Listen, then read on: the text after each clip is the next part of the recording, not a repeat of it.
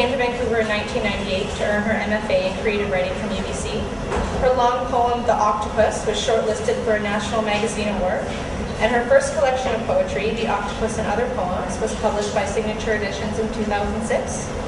In 2007, her poem, Autumn Detail, was selected for the Poetry in Transit project.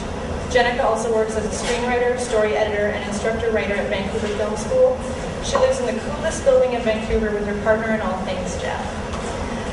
I love this book, and Anvil Press is extremely proud to introduce Jennica Harper.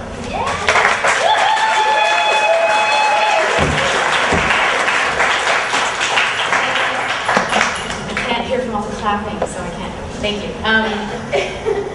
Thank you all so much for coming out tonight. Oh, there we go. Thank you so much for coming out, and I'm very excited to be reading from What It Feels Like for a Girl, and I'm also very excited to be able to do it with my friend Allison Mack. Some of you might know her from the television, but Allison is also, is that a like, duh? Yeah, we know who she is.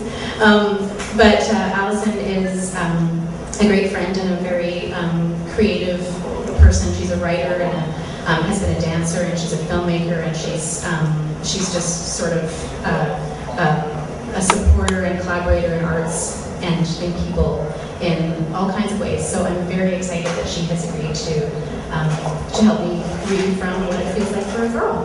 Yay! Thank you. Thank you. All right, I think we should just jump in. When you were 13, the world is a small room, a bedroom, a locker at school, a box, gym socks, combination locks, 4 walls and a roof, for every difficult problem, a proof. But it's also a complicated room, doors opening out and in, drawers inside other drawers, closets stuffed with boxes, a key in every keyhole, but not all of them turning. Piles of mattresses in between places to slip a finger or a flattened hand. It's a strange time to be a girl. You observe them all around you, wearing bras A to C, shaving legs, arms, bikinis. They need, they bleed, they've heard it all already. AIDS, STDs, how to avoid pregnancy, all in a backpack, shiny and creased. But they act like girls. Sure. They play the role.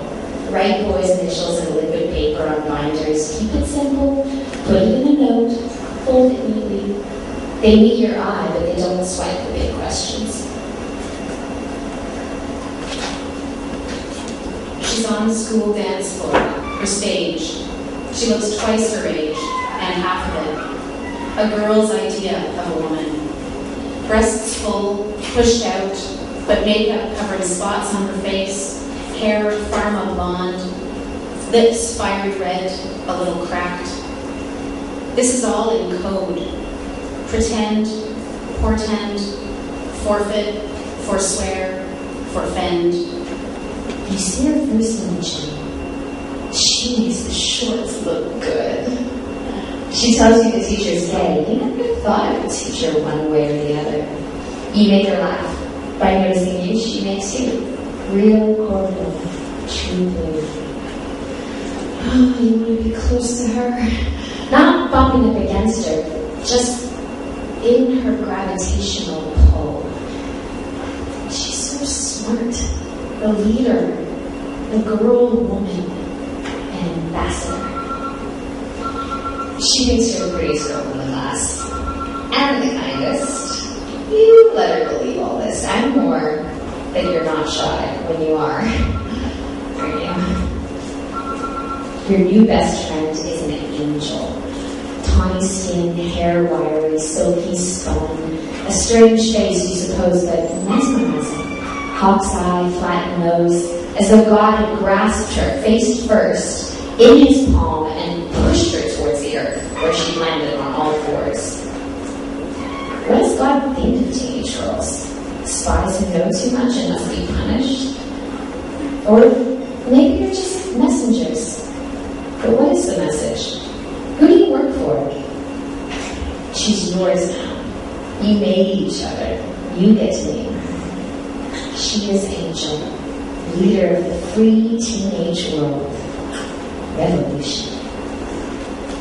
What Angel's wearing on the dance floor is objectively revealing.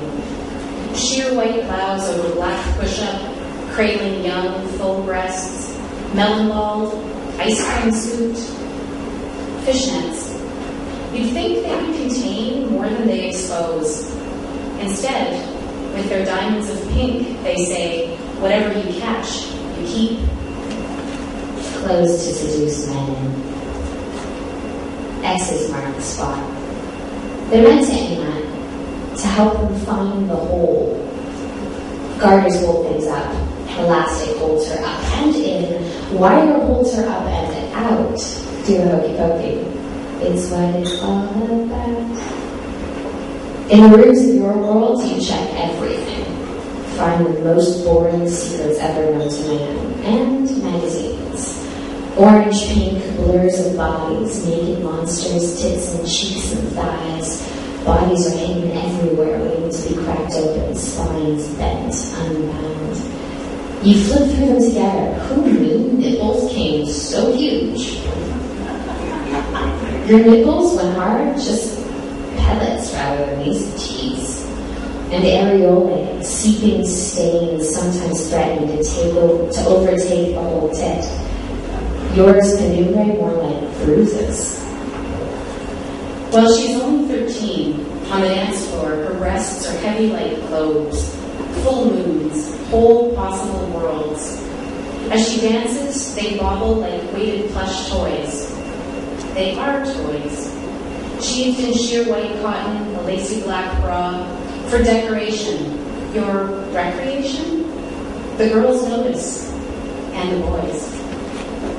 Beyond the breast, the two of you examine the open books of labia, sometimes shaved smooth, sometimes overgrown. A backyard out of hand. You like the word bush, bushwhacked, bush pilot, smacking with exploration, deep uncharted wilderness for the very brave. But sometimes you think geologically, caves, caverns, crevices. The terrible thought of crust, as in the Earth's surface and what's below. In the pages, when they're aroused, things peek out. A ragged mountain range, rubbery and pink. Pencil erasers. The Earth is a woman, you both agree. Smooth on the surface and trenched deep. Fertile, but full of buried remains. Excavated, dug up for oil. Smoking lava.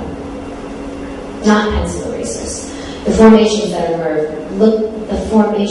emerge look like tiny curled tongues. You can practically see taste buds. Why do we only taste with our tongues? You practice the tricks your tongues can do, just tongues. Other days, the mounds call to mind someplace warm and wet, jungle country, earth floors soft, moist as flesh, lush. A place you'd like to lie your head, fall down, sleep forever. The bank of an estuary, ocean's arm, river's open mouth. You know you're supposed to feel ashamed looking, but the girls are so foreign. Their faces, bodies, in a different language. And you, harmlessly, without a verb.